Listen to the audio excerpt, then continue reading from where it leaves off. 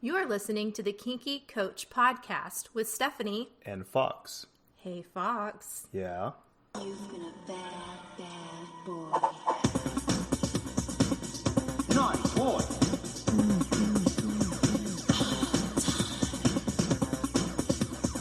Naughty boys should be punished.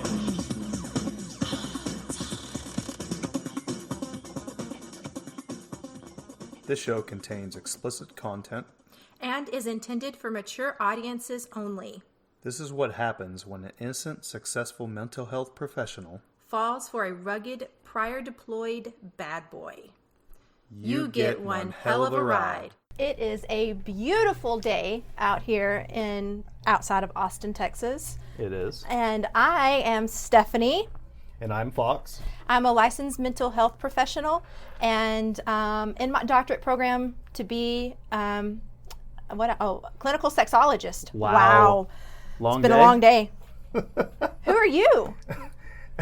And I'm Fox. I'm a board certified, not clinical, relationship and sex coach, a sexual assault victim intervention specialist, and a crisis intervention specialist. Yeah. Yeah. And together we are one crazy duo. Well, you're the kinky coach. I'm just the sidekick piece. Whatever. I'm the side piece. You're my side piece. I love it. Yes. No, I better be your main piece. You're my main squeeze. You already have a side piece. So we have had a very interesting, just I guess, couple of weeks with us getting the traveling set, getting the business shit, just everything. It's been... No, let's be honest. It's been absolutely miserable since we've gotten back from Hedonism it's 2. Terrible. Because we are no longer on vacation mode. And we have to work. And have to work and adult and pay bills and deal with Yeah. our kids. Yeah, children. No, I love our kids. No. Even when I want to strangle them. Yep. But one of the things that, in my doctorate program, I get, I guess, firsthand knowledge of leading people in the sex education field. Right. So leading researchers. And we were in class, I guess, by the way, I go to Modern Sex Therapy Institute, pretty awesome. But we were in class, I think it was 2 months ago, maybe last month, I'm not real sure. And our instructor was talking about Ruby Rider and got me interested. And so I started Googling, looking up maybe some low-key stalking, just because I needed to know.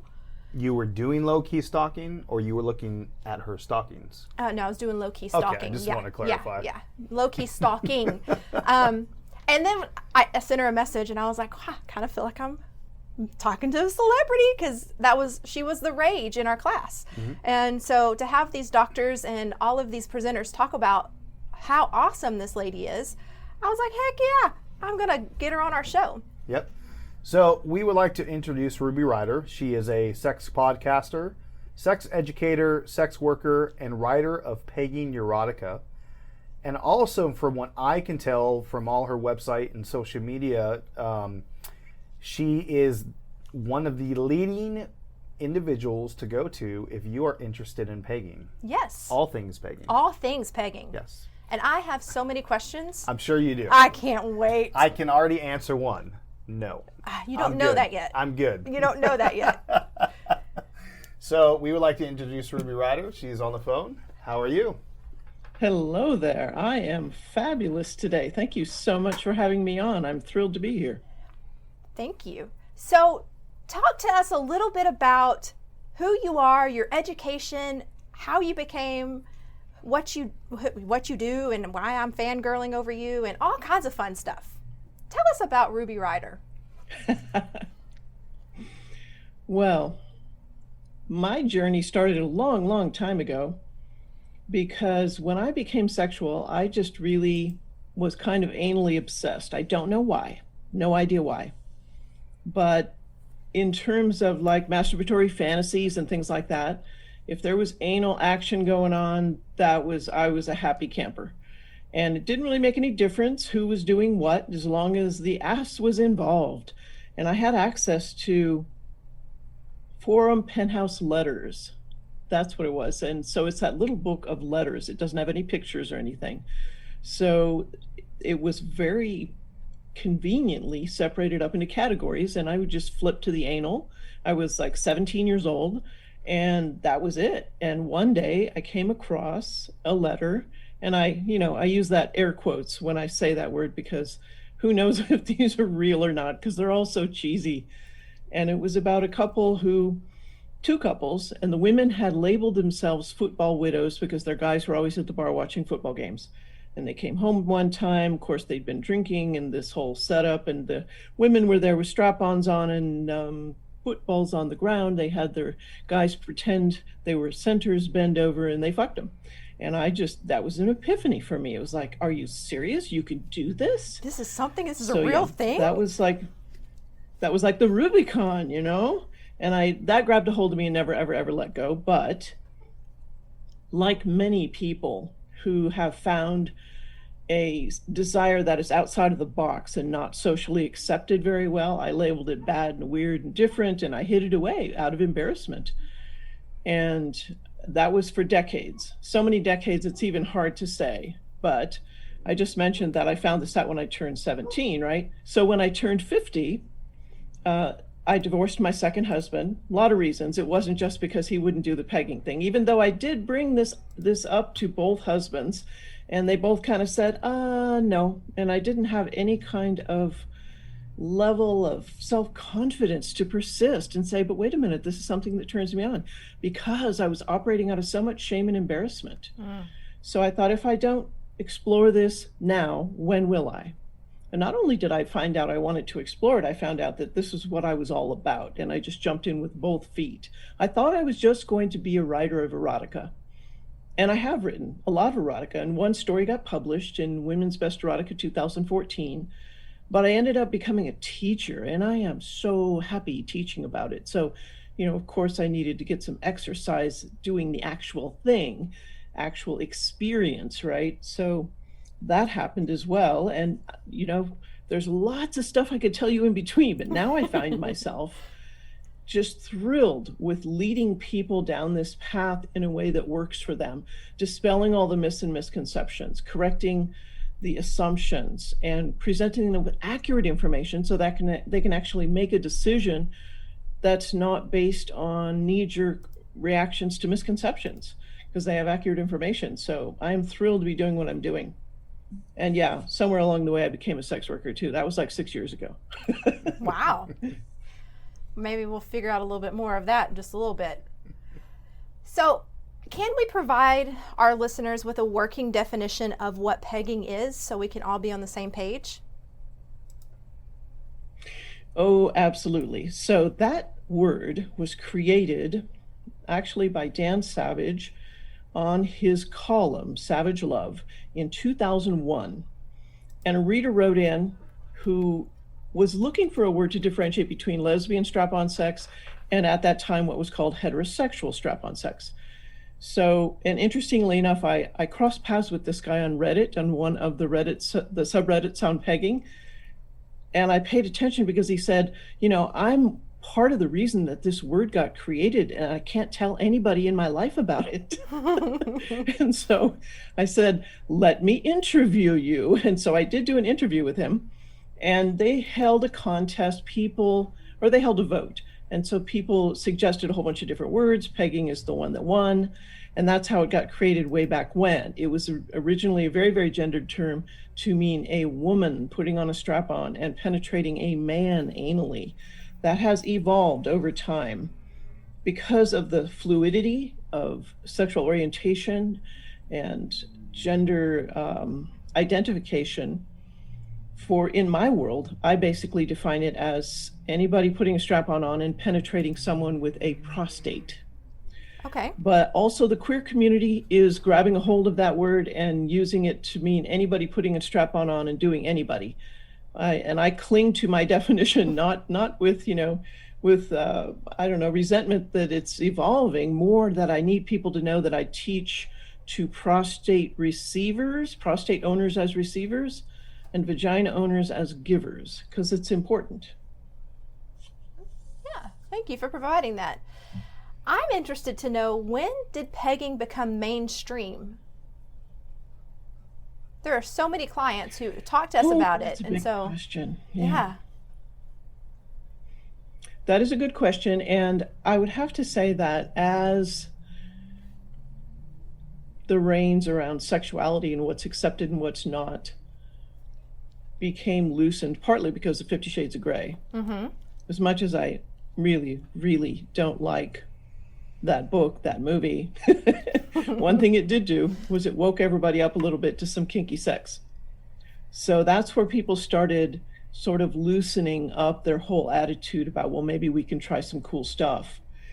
And it's hard to say when pegging actually became more of a big deal. Certainly movies have helped. What's the guy's name? National Women's Day. What's the guy's name? The character, the Marvel character. I don't know. Nope, not He's going to be able to looking up. remember it. They have a pegging scene in there, and they also have had pegging scenes in a whole bunch of different TV shows. So that's given it a little bit of publicity, like Broad Street, and stuff like that. So that has helped. Oh, you're talking But about Deadpool. it really is a puzzle how it became more talked about in all different kinds of places. So the character, Ruby, is Deadpool. That's it. Yeah. Deadpool. Okay, so I have. Do you know that I question. came across I came across a video of an interview, and it's kind of stuck in the depths of YouTube, and it's a video with him, and it is in Spanish. The people are asking the questions in Spanish, and he is answering in English, and there's subtitles, and they ask him, so what was the hardest part of filming this film? And somebody from the background yells out, the strap-on scene. And he says, no, I've done that. And then he just goes right on to say, no, it was when I was all nude and I had all the scar makeup on and the fire was all around me. Wow. So I think he is a force behind, giving this a little bit of publicity. I really do. Sure. Absolutely. So my question, Ruby, for you is, does pegging represent a power exchange? And if so, can you provide some more insight into that dynamic? Well, absolutely, there is a role reversal. And I think this is one of the amazing gifts that pegging can bring to a couple. And what I mean by role reversal is you basically get the chance to experience sex kind of from the opposite side of the bed. And so many things can be learned, and also it can deepen intimacy. For example, most women don't have a clue what it takes to fuck somebody. It takes strength and endurance and balance and grace and multitasking.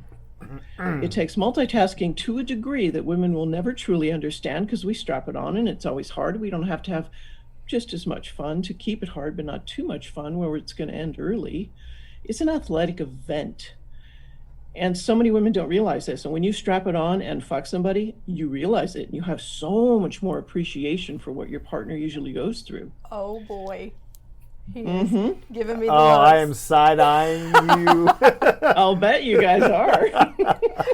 But it goes in both directions. Let me continue here because receivers discover some things too. And receivers perhaps discover that, yeah, foreplay is not 20 seconds and can I shove it in? It's not. It's a whole first act of the play. And how important lube is with anal penetration, and also that penetration is kind of intense, and maybe penetration isn't an every night thing. So when you learn your partner's usual role and you get to experience that yourself, you develop compassion and understanding for their usual role. And often that it ends up in deepening intimacy. I can't tell you how many emails I've gotten in that regard about, oh, we're closer than ever. Yeah, it's a beautiful thing. So that is kind of an example of what happens in role reversal.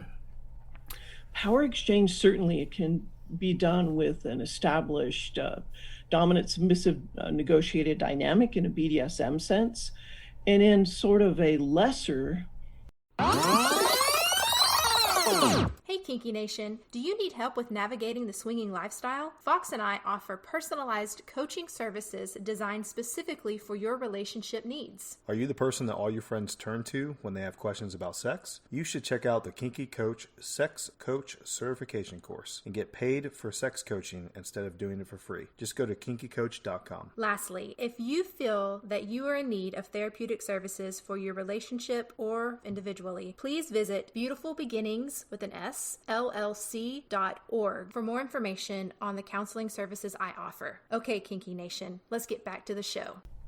Variation of that, it can just be that typically in a male-female couple, total generalizations here, the guy is the one who runs the fuck. He is the active one, the penetrator.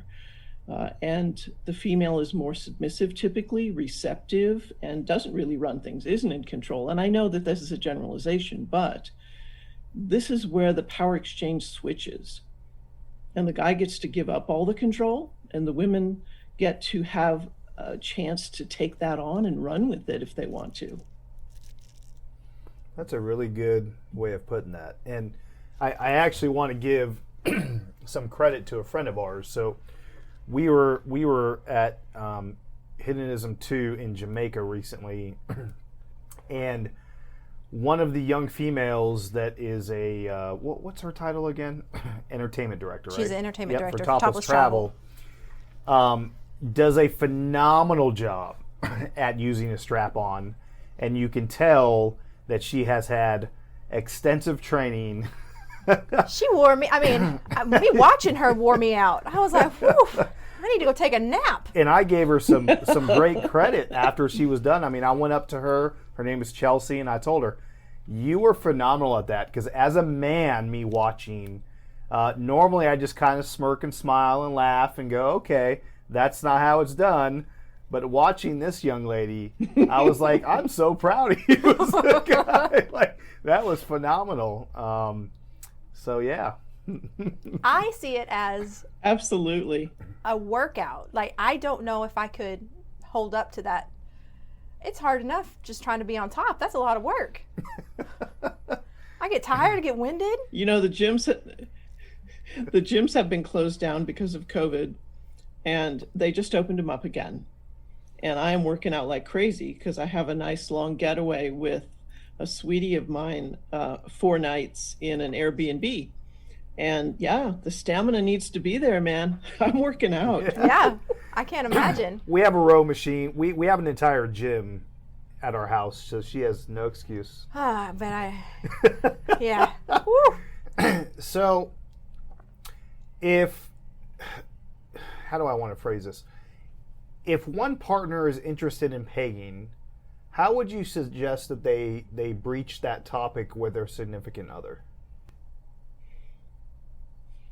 So if you are in a relationship and you want to approach your partner with this, I have to say that there are definitely some pitfalls, okay?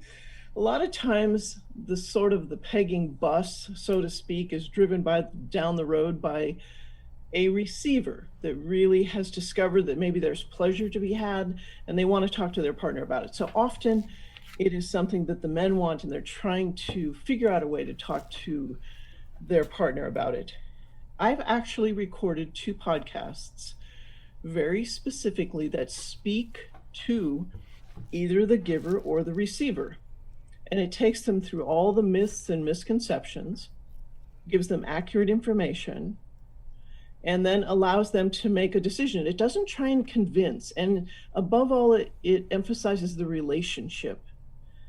Because really it doesn't make any difference whether your partner decides they want to do this or not. Still, you're giving them a gift of intimacy, and it's just the most beautiful thing that you're opening up and allowing them to know you more deeply. And so I emphasize that to the person that's being asked. So one of the things I hear a lot is, how about if I just show them a porn clip? And I'm like, oh God, no. Because often professional peg porn is connected so intensely, overrepresented really, by a whole bunch of kinks. And it seems to appear, if you just look at that and you don't know any better, that these are inextricably connected to pegging, and they're so not. feminization, BDSM, humiliation and degradation verbally, a bunch of different things. And if those are your kinks, rock on. But if they're not, and you see that, you might think that has to be a part of pegging.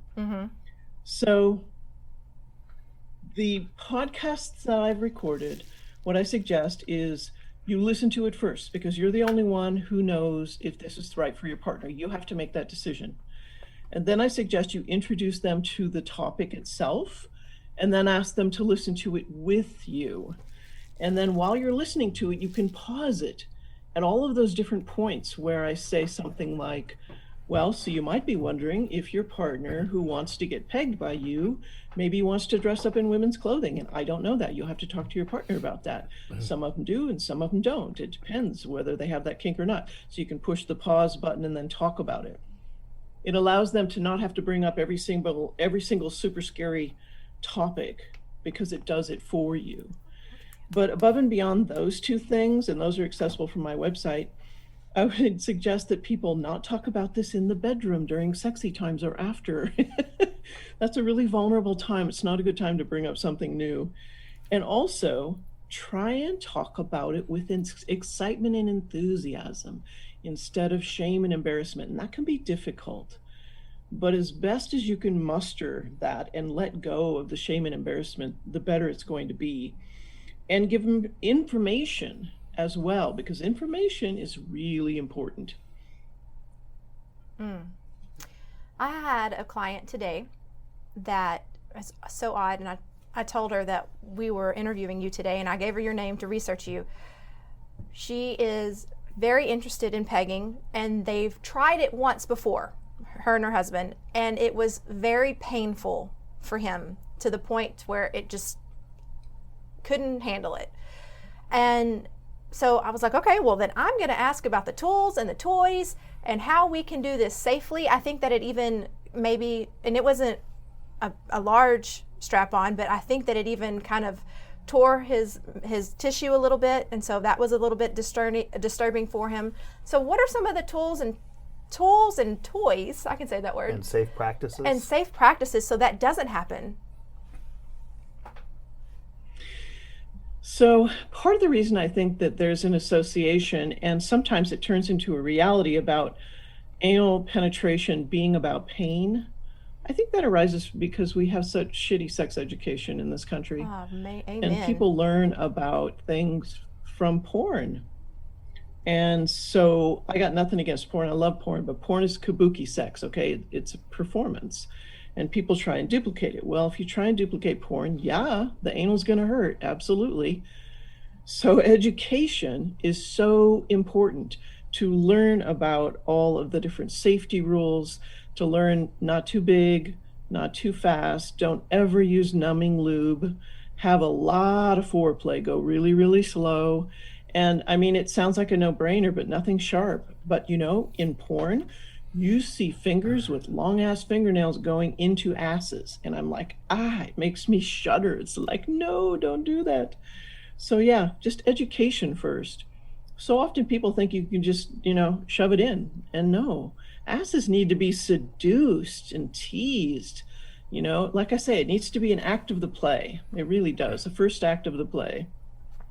Yeah, don't get drunk one night and just shove it in. Oh my God, I'm so glad you brought that up, because one of my rules also is please be present,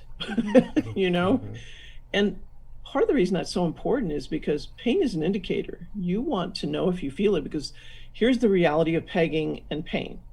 And it's so simple, you guys. It's like, if it hurts, you're doing something wrong. Boom. That's it. Full stop. So you have to be present and not blotto to be able to tell your partner, hey, that's hurting. You also have to be present and not blotto to hear your partner say, hey, that's hurting.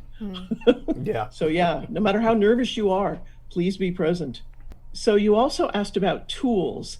And the thing is, I get asked this all the time, what's the best equipment? And it's so individual. Please let me emphasize, there is no one size fits all.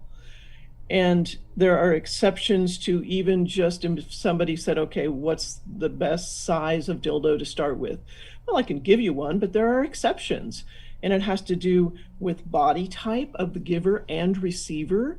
It has to do with sensitivity of the prostate. It has to do with preferences. So all of these things really make a difference. And so I teach a webinar on equipment too, and it's like 2 hours long. It's crazy long. So that is where to find out how to make the best choices that'll fit you and your partner for both of your preferences.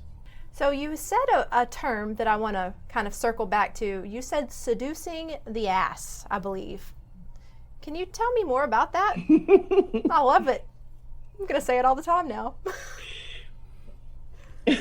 Well, when I talk about doing foreplay, what I tell people is, and this is right there with the going slow, spend some time there, play around, have some fun, and just tease your partner and seduce that ass until your partner is ideally verbally saying, okay, I'm ready, or they're backing up against you and giving you really clear messages that they're ready. It's not an attitude of how much do I have to do before I can put this in? And, that's a sort of critical, stereotypical thing that we assign to men sometimes. But also, even if you are a giver who doesn't know what they're doing, you can feel kind of nervous and you don't really know how to do this foreplay thing. So you just kind of do a little, and then maybe you want to go ahead and try it out. So it can happen in pegging too. But yes, you want that ass just wanting more. And one of my best seduction tools, and it might freak some people out listening, but I'm just going to say it anyway. Rimming. Oh my God, there is nothing that opens an ass up nicer than a warm, wet tongue.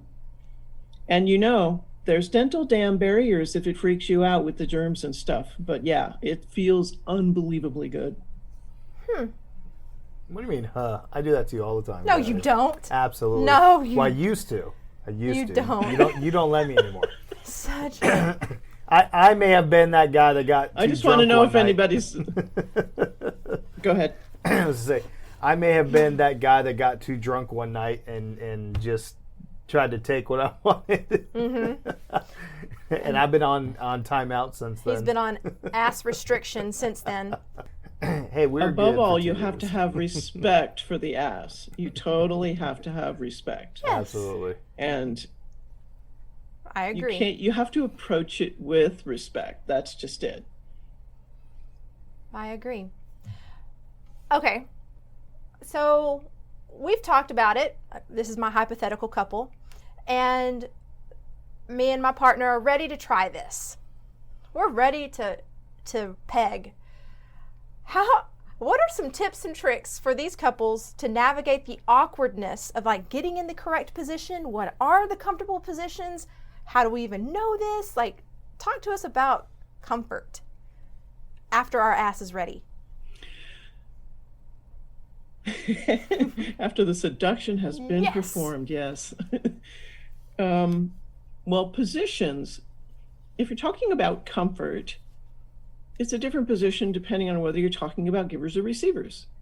Because absolutely the most comfortable position for the receiver is missionary, but it's also one of the most difficult to fuck somebody, which again is how you find out that yes, it is an athletic event and you appreciate your partner more. But one of the easiest and most comfortable positions for the giver is cowboy. You just get to lay back and kind of be pillow princess, and they're in charge of the speed, the depth, the angle of penetration, and you just kind of get to lay there. So it depends on who you're talking about, kind of. But at the same time, tips and techniques, there are a lot of them. Let me just mention one that's really important, okay? When you do this pegging thing, you need to let go of the whole idea that there needs to be erections happening, okay? And I mean, I could take that whole, that sentence right there and just put it across the board and do a little rant, because there's way too much emphasis on cock owners needing to have an erection.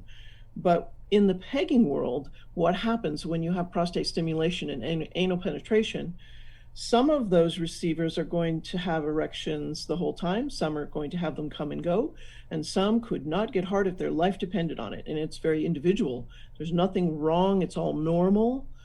But if you are a giver who is used to looking for an erection as a sign that your partner's having a good time, let that go. because a lot of times it won't. How you figure out if your partner's having a good time is to ask them, use your words.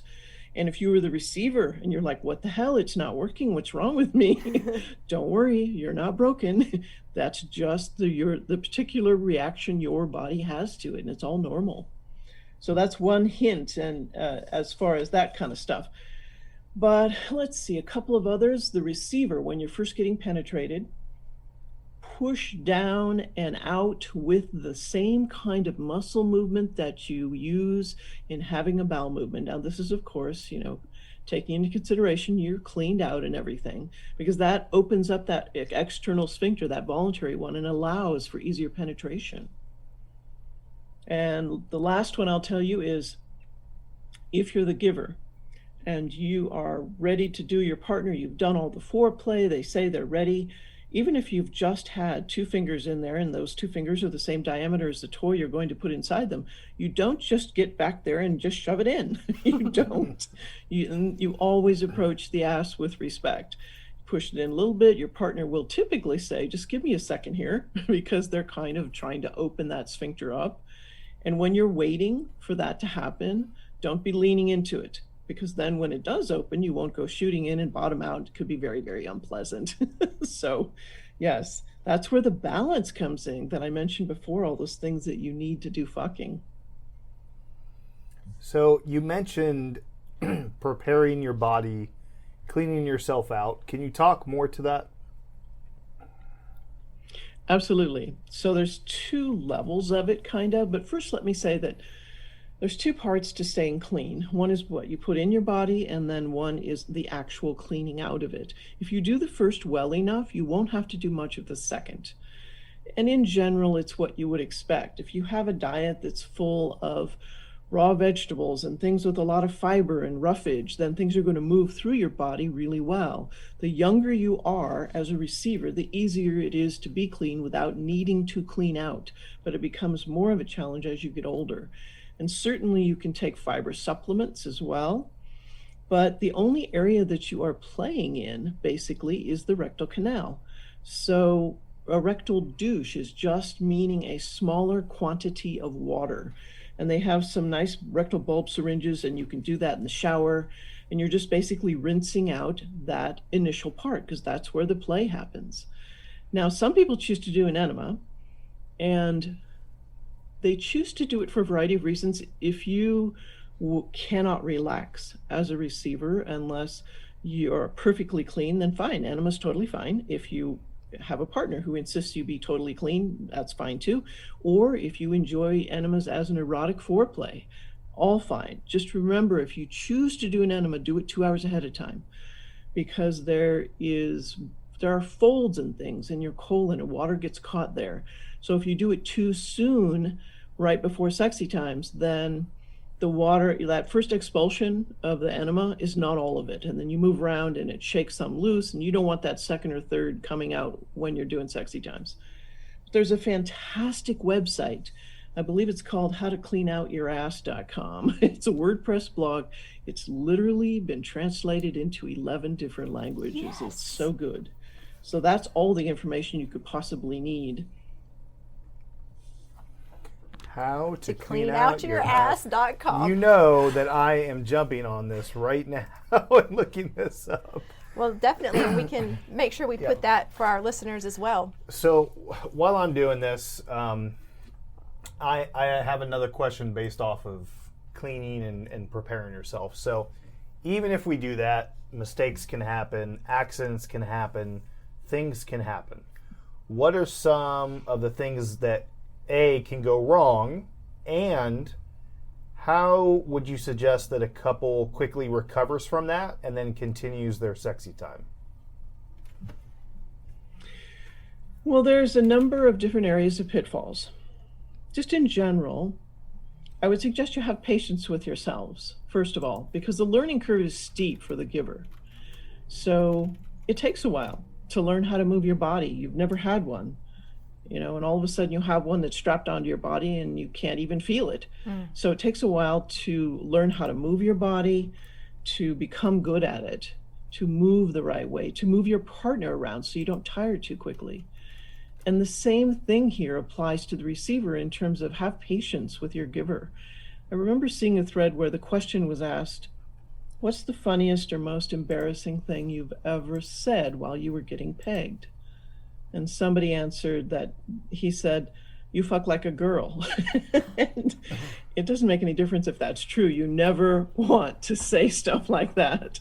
So you receivers can feel free to give advice about how to position a body, how to do it more easily, but please make sure that advice is kind and diplomatic and non-critical. So that would be the first thing, is just have patience with yourselves and to laugh when things go wrong and are awkward, because that's what sexual exploration is all about. It's not this serious, have to get it right, have to do it perfect thing. It's a journey, and the practicing is really fun. So there's that. Now, if there's a mess, one of the important things is to not make a big deal out of it, because nobody likes messes, but every once in a while it happens. You know, the pun here is, of course, shit happens sometimes, right? Yeah.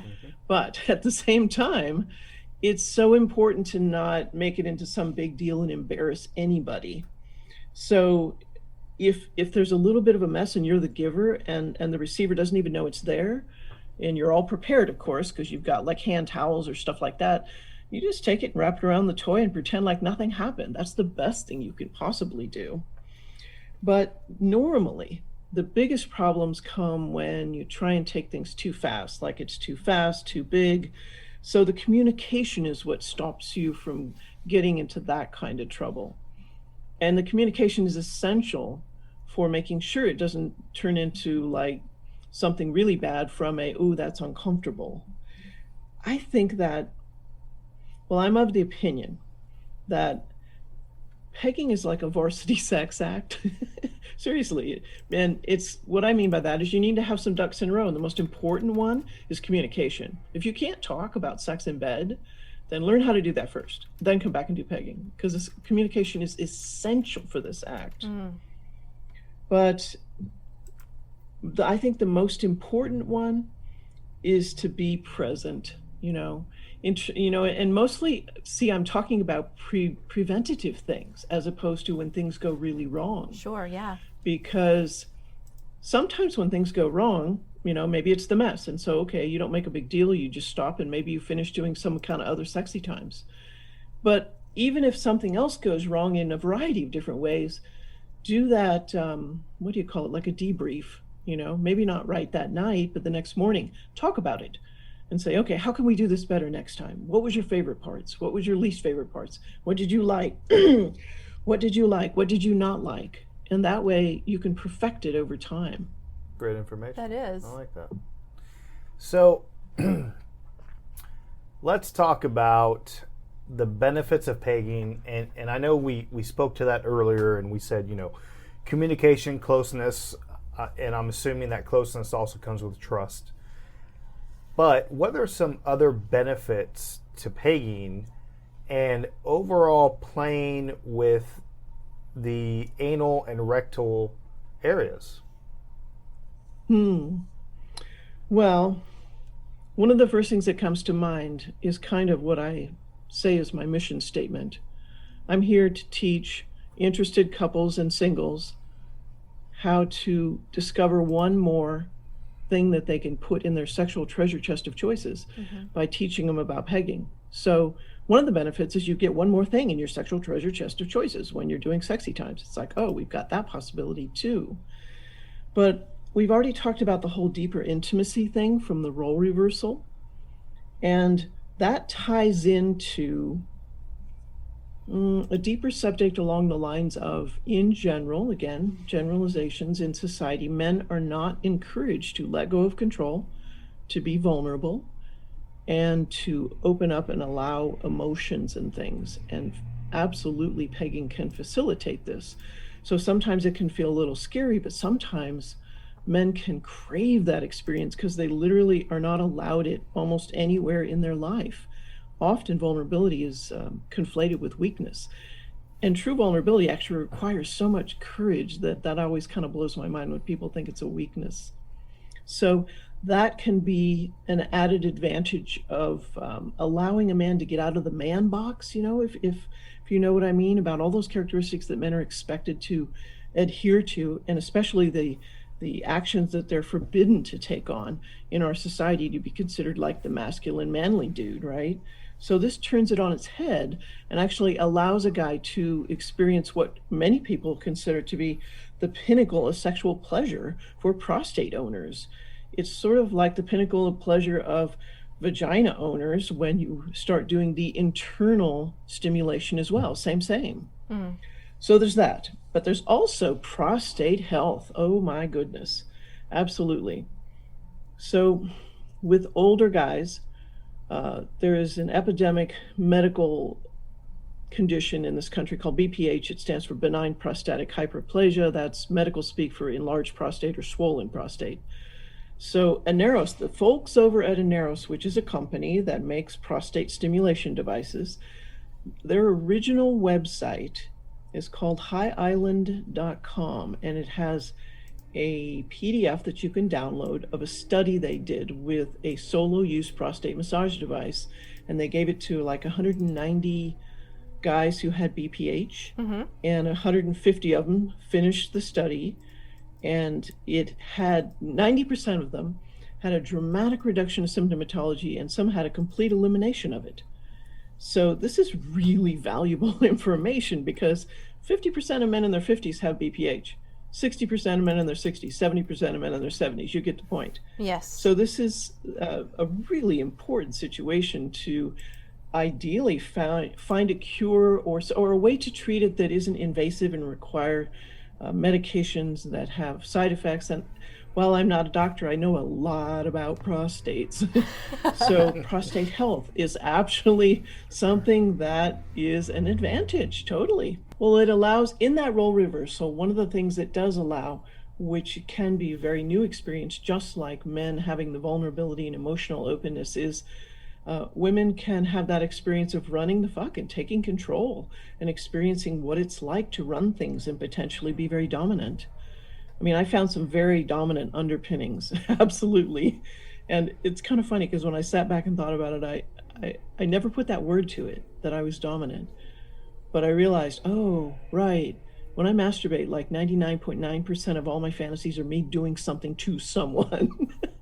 Oh, there's your clue. I guess I'm dominant. But you can try on different roles, and it's just it can be a very fun thing. One thing that I absolutely appreciate about you and your wisdom is you did not start doing this when you were young, like 20s, teens. Like, this is something that you found recently. Did that come out wrong? When I was in 50. Okay. Yes, when I was 50 is when I started exploring this. And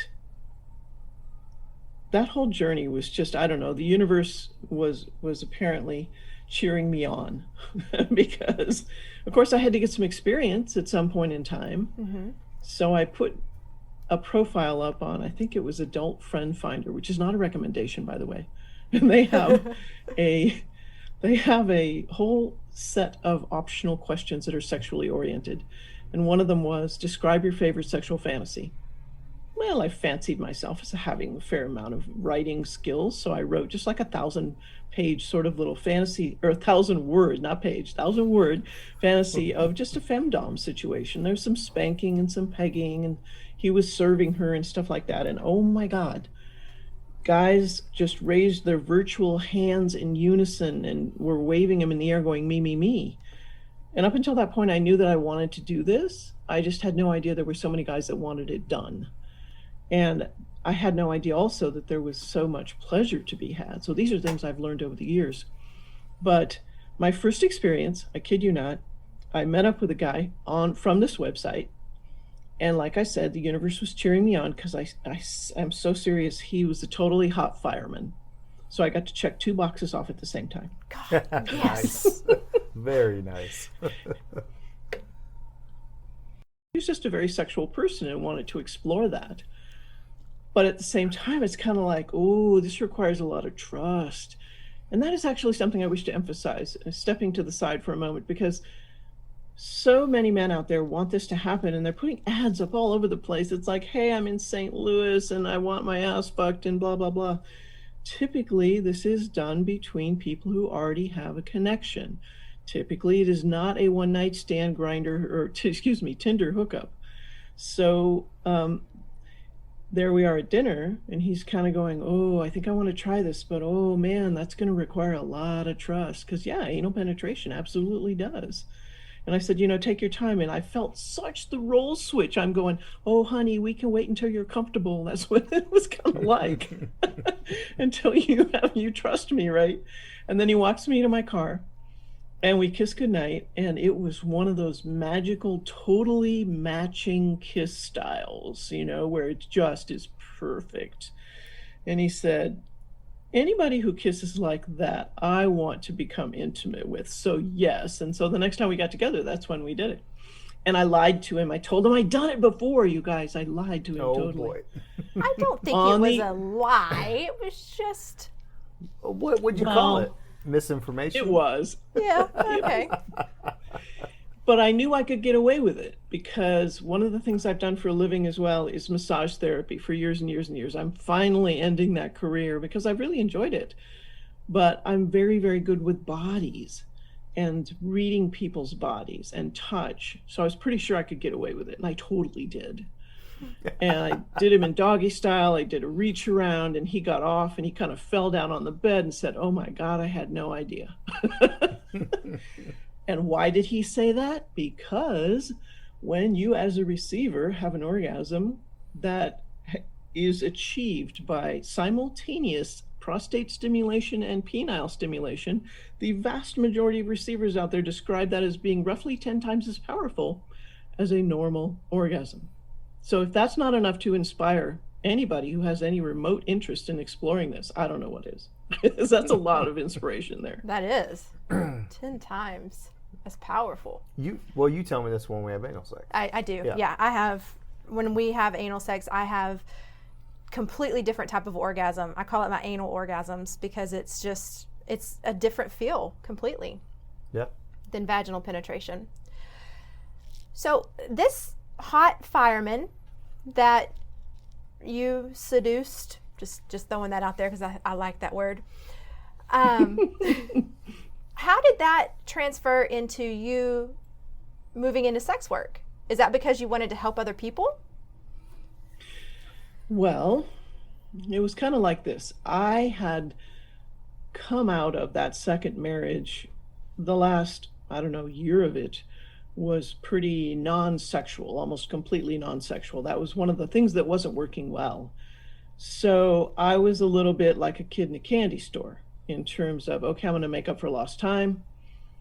So that kind of attitude combined with this discovering this new thing that was really, really fun. I had a lot of fun with a lot of beautiful young men because that is one of my preferences. And at the time, I was living in the house I'm in now with my daughter and her boyfriend and another roommate. It's a big house. And the other roommate was female and around 40 years old. Everybody knows everything in terms of kinkiness. We're all kink friendly. And they had no judgments about guys coming and going. It's a very accepting and allowing household. So the 40-year-old woman came to me and said, you're giving yourself away, right? And I said, what do you mean? And she said, so what are you getting out of this except for a young guy in bed for the night? And I said, well, what do you mean? And she said, well, you should be getting something out of this. You have skill, you have wisdom, you're giving these guys the time of their life. I said, well, if I get paid for it though, then I'd be a sex worker, right? She goes, no, you could maybe be like a dom receiving a tribute, because pro-doms, that's a way that they kind of get around calling themselves sex workers sometimes, and they receive a tribute as opposed to, okay, I'm doing sex work and you're going to pay me. So I did that for a couple of months and asked for things like certificates for massage and pedicures and stuff like that. And then I thought, why am I just not charging for this? And so I asked the people in the house, how do you feel about me doing this? Because it's going to be in-calls here. And they all had day jobs and things. And the boyfriend said, daughter's boyfriend, mind you, he said, I don't care what you do if I'm not there. I don't care. And the woman who was 40 said, well, if you do this, I'll have to go move somewhere else because I do massage for a living. And if you get investigated, they will pull my license while they investigate me simply because of what I do as for a living, massage, those connotations. And my daughter, bless her heart, said, I've noticed that when you make more money, my standard of living improves. So I'm all for it. I kid you not. That is exactly what she said. Wow. Complete and total support right there. Yeah. So the woman said, let me just move out. You do it because, if you have 2 clients, my rent is paid, And that's kind of where it started. And when people ask me, and that was 6 years ago, I just looked it up, actually, what I call my whore birthday. Your whore birthday. It was November 7th, 2014. And people ask me, so how do you like the work? And I have to emphasize here, I am an incredibly privileged sex worker. Not everybody experiences it this way. And I don't mean to imply that you have to enjoy it for it to be valid, because there's many, many, many careers that people have that they absolutely hate. That is not the criteria for whether it's labor that is valid. And I don't even want to go down that road because I will rant, okay, about Sesta about everything. But here's how I feel about doing sex work. And I specialize in pegging, by the way. I don't do full service. I just do pegging. About 60% of the time, I'm having a good time. And it doesn't really make any difference if this is a body type I'm attracted to, because I so love giving pleasure. And I like giving pain too, when it's something that they want. It doesn't have to be pain, but I absolutely am a sadist, and I can pull that out of my bag of tricks. Because I absolutely am a sadist, and I can pull that out of my bag of tricks if that's something they want to experience. But yeah, I'm having a good time, and usually I have wet panties when I'm done. And 20% of the time it's like work. Maybe there's a hygiene issue, maybe there's a personality issue where they can't leave their own dominance at the door. But that leaves 20%, right? Because we're only up to 80%. Oh my God, that last 20%, I would so fuck those guys for free. Yes! Beautiful. I love it. Yeah. So that's kind of how it all happened. And I don't think I'm the oldest sex worker I know, but I am 63 now, right? And I decided to totally come out as a sex worker, partly because of the Sesta thing. The more people who are able to and do not have a lot of fear about persecution or prosecution and talk about doing sex work, the more it can be normalized and eventually decriminalized, because it's a service just like anything else. Absolutely. I agree. And I feel your niche probably helps so many people in so many different areas of their life. Maybe they needed it to feel more connection to themselves, or maybe they needed it to feel more sexy, or just even a release, maybe. Or just a body that's wanting to give them pleasure. Because there's a lot of people who don't even have that. They don't have their partner who's wanting to give them pleasure, and they can come to you and receive it in a very unique way. That's a common thing that I run across. Some of the things that are recurring themes are, I'm always in control. I just want to not be in control, and I want to receive. And sometimes it goes further than that. I want to feel desired. Maybe even I want to feel pretty. I want to feel lusted after, this kind of thing. And that is more unusual for the guys, and just be able to let it all go. So there's that. But often, unfortunately, it is because they are scared to approach their partner. And so they go to a sex worker instead. And I don't have a lot of judgment on that, because we all make our own decisions. And if I decided I was only going to have clients that were not married, I wouldn't be a sex worker. Not at all. And who knows, maybe they approached their partner and their partner said no. I don't know. But it's not like a box I make them check. Are you married? Right. So, Ruby, we're coming to a close on the show, and what we like to do near the very end is ask your direct advice for not just couples, but individuals, anyone that is, teetering on the fence of, discovering pegging, whether it's through educational purpose or a physical act or, mental or fantasy or what have you, what is some advice that you would provide for those individuals just in general? I think one of the first things that I would say is educate yourself, because this is a subject that is just rife with miscommunications, assumptions, and myths. And to get the accurate information about those gives you a better start. It allows you to skip all the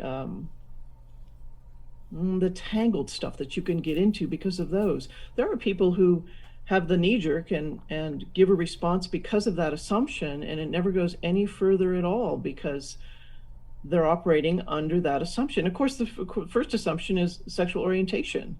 So that's just one example of all the different misconceptions that people have. Sexual activity does not determine sexual orientation. Sexual orientation is who you're attracted to. So the very first thing I would say is just educate yourself and learn all you can about it. And certainly I do webinars. I have 3 different ones: beginners, equipment, and advanced. They're free. They're totally free. They're on Zoom, so you don't have to be anywhere, sit in a chair and have everybody see you learning about pegging. You can be totally anonymous. And the 2 websites I have are peggingparadise.com and pegging101.com. About 2 years into my journey of doing Pegging Paradise, I was also exploring BDSM, and I realized I might be scaring some people away because I identify as a dominant sexual sadist. So I was writing things about tying men up and beating them and having all kinds of fun. But there's a lot of you out there who are interested in just a sensual experience. And please let me emphasize that pegging can be done any way you want to do it. It can be just another sensual way to make love to your partner. Even though why you wouldn't want to tie him up and beat him first is kind of beyond me, but that's me. And it's so important that you do you. And I'm on FetLife, Ruby_Rider, Twitter, Ruby_Rider. I'm on Instagram, The Ruby Rider, TikTok, at Pegging Paradise, all over the place. But mainly, the biggest place that I have all my information is peggingparadise.com. There's a frequently asked question. There's a whole area for newbies, all kinds of information there. And inform yourself before you jump in with both feet. It's the best way to do it. You can avoid so many mistakes that way. So yeah, education, it's so important. Mm. Well, this has been very educational. Yeah. Honestly, there's a lot of things that I guess, not that I didn't think about, but that I guess I wouldn't have brought the topic to the surface in such an extensive way. So thank you for that, number one. And I want to thank you because I know that there are so many times that your clients come to you because they don't feel like they could come to anybody else to talk about their needs, their desires, and they feel shame from that, and you help them process that shame almost like a mental health counselor would. But I know that they are so hesitant to talk to mental health counselors about this and work through that shame because they feel like they're going to be shamed even more or unaccepted. So I love the fact that you open up and, help them process through some of the things and hopefully, help them live better lives mentally, physically, emotionally through your work. Well, thank you. I think one of the most exciting connections I had with mental health professionals was here locally, and a good friend of mine who I know in the kink community is also a therapist. And she mentioned that in her office that there were, I think, 5 people working there at the time, all therapists, and they had clients come in and ask about this. In other words, the topic came up. And so they wanted to bring me in and have me talk to them about it. Mm-hmm. And I have never been happier to do something like that, because I'm not a therapist, but I can clearly see how much this interweaves with mental health. And I am thrilled when therapists want to learn more about this because, the puns are all over the place, but it's a deep subject. It really is, mm-hmm. And it's so important to not have that judgment and to hopefully have a therapist who's informed about this so that there's not a learning curve for the therapist as well. Yeah.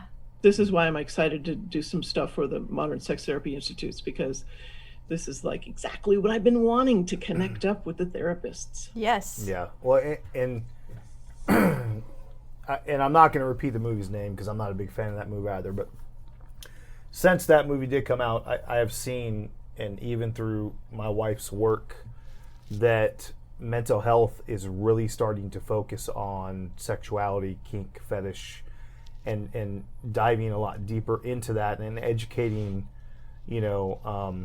their practitioners for that exact reason. Yeah. Because, I mean, it's a huge part. Someone's sexuality is a huge part of who they are in every way, shape, and form. Absolutely. And when they feel repressed and they feel like they have no one they can talk to, it's detrimental to their well-being overall. Yeah, absolutely. So I personally just can't thank sex workers enough, because Agreed. I think it's a very undervalued job. I think that y'all's job is almost as important as mental health counselors, because you reach them on a level that we can't. Mm-hmm. Yeah, it's almost like sexual surrogacy, but not official sexual surrogacy. Sure. Absolutely. I think the most encouraging thing that I've seen with the mental health connection is, in terms of like kinky sex and BDSM and pegging and stuff like that, is they're starting to back off from the instant urge to pathologize. Yes. And that is so wonderful. So wonderful. Absolutely. Yes, I agree. Thank you for that, for saying that. Well, this has been such a good talk. I am so excited to share this with our listeners, and I'm excited to try some things. You forget, So I've already tried things in my past. We can see each other here during our Zoom call, even though your listeners are not going to be treated to that. So I've been kind of watching to see if anybody's squirming in their seat, Nah, nah, not at all. Alrighty. Well, again, thank you. And we hopefully, I know I'll see you again, because you're going to be teaching some classes, I think, at Modern Sex Therapy Institute. And hopefully... We need to start doing our recordings in the morning when you're fresh and haven't seen clients all day. Well, it is what it is. I can't talk, and that's fine. I'm okay with that. But anyway, so again, thank you. That's why you're the smart one and I'm the funny one. See, he thinks he's funny. Well, Ruby, you have a wonderful night. Thank you so much for having me on. Thank you so much. Bye. Hey, Fox. Not again. Why don't you tell him where they can find us? Oh, so you can find us on the Bookface. Facebook. Yeah, that thing. At the Kinky Coach. Or you can find us at any of the adult beverage websites. You like that? I do, yeah. Yes, because you're tasty. You're thirsty. Yeah. Yes, thirsty. So you can look for either Luna_and_Logan, or you can look for the Kinky Coach and her Silver Fox. Yep. So thank you for listening, and we hope you have a very sexy evening. Have a good night. You are listening to the Kinky Coach podcast with Stephanie And Fox.